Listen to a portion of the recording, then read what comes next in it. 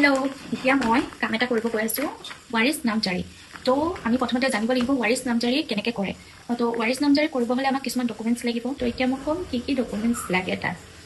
প্ৰথমতেতো লাগিব আপোনাৰ আইডেণ্টি কাৰ্ড, তাৰপিছত এখন এফিডেভিট।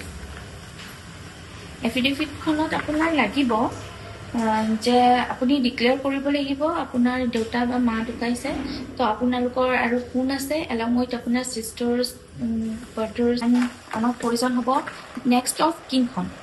তো যেতিয়া আমি ৱাৰিছ নামজাৰি কৰিম, তো আমাৰ চবতছে main important thing is next of kin and death certificate, then affidavit, then PAN card, Aadhaar card, এইবোৰ সকলো আমাৰ লাগিব। তো এইবোৰ সকলো আমি অনলাইন ছাবমিট কৰিব লাগিব, প্লাছ আমি অফলাইনো চাৰ্কুল অফিচত দিব লাগিব। তাৰ পাছত অনলাইন ভেৰিফিকেশ্যন হ'ব, মণ্ডল যাব, জেগাখিনি চাব, দেন চাৰ্কুল অফিচাৰে চাইন কৰিব, পাছ কৰিব, দেন আমি সেইটো ফাইনেলি যেতিয়া এইবোৰ প্ৰচিডিঅ'ৰ হৈ যাব, তাৰপিছত আমাৰ ৱাৰিছ নামজাৰি হৈ যাবগৈ। নতুন নিয়ম কৰিছে যে ৱাৰিছ যোনকেইটা থাকিব চবৰ নাম এড হ'ব।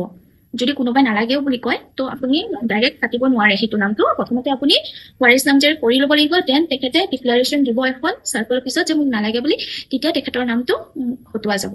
কিন্তু তাৰ আগত